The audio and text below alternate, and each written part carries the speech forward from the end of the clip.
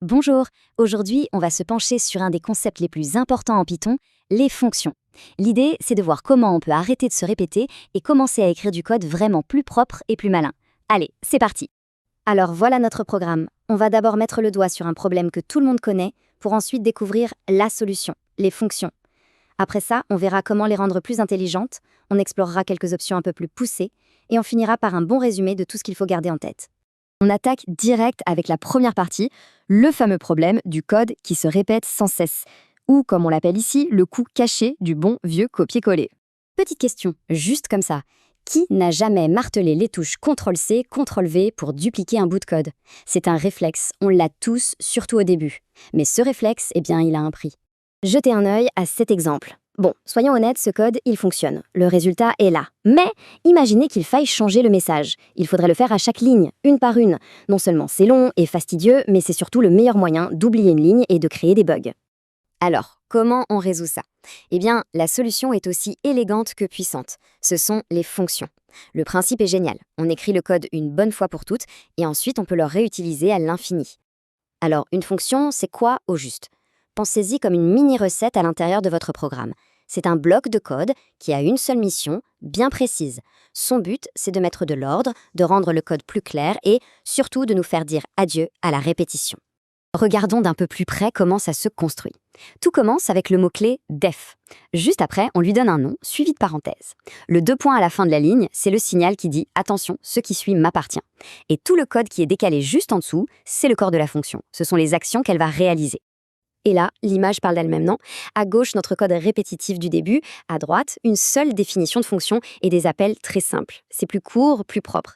Et le vrai super pouvoir, c'est que si on veut changer le message, on le change à un seul endroit. C'est tout.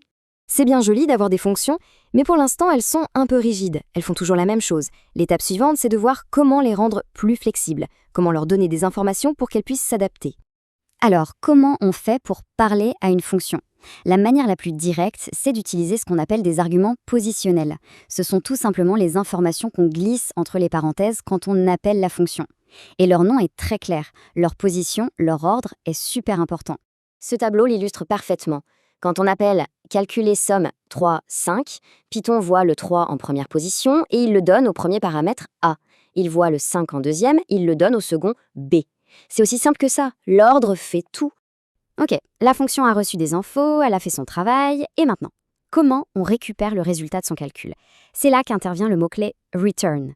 C'est lui qui dit « Voilà, j'ai fini, voici la valeur que j'ai produite ».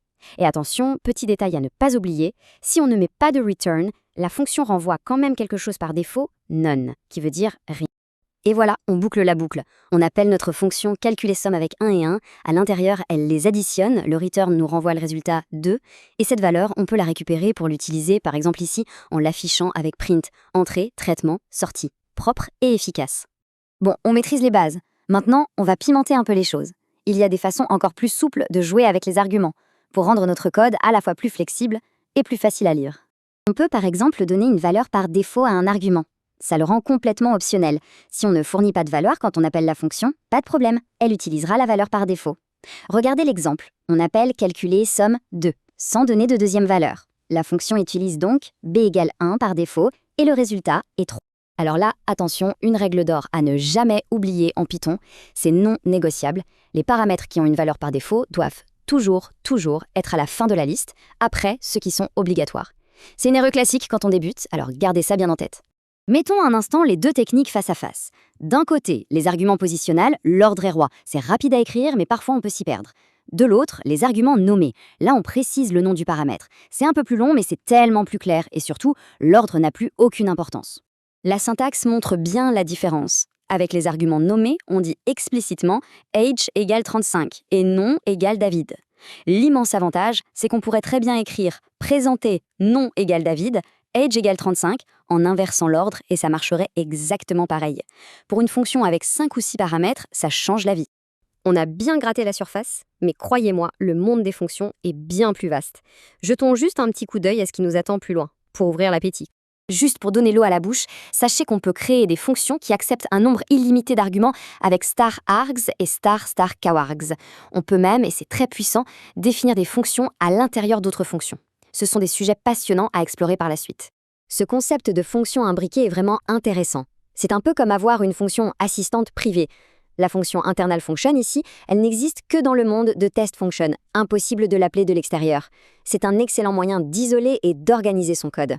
Bon, après tout ça, qu'est-ce qu'on doit vraiment retenir? Pourquoi est-ce qu'on insiste tant sur les fonctions? En quoi sont-elles si fondamentales en programmation? En fait, tout se résume à ça. Les fonctions attaquent notre problème de départ, la répétition. Elles découpent un gros programme en petits morceaux logiques, ce qui le rend beaucoup plus facile à comprendre et à corriger. Et cerise sur le gâteau, elles créent des briques de code qu'on pourra réutiliser dans d'autres projets, ce qui est un gain de temps absolument phénoménal. Et je vous laisse avec une question. Maintenant que cet outil est à disposition, quelle est la première tâche répétitive dans un projet qui pourrait être transformée en une fonction simple et réutilisable? C'est en répondant à cette question qu'on commence vraiment à coder de manière plus intelligente. Merci beaucoup et à très bientôt.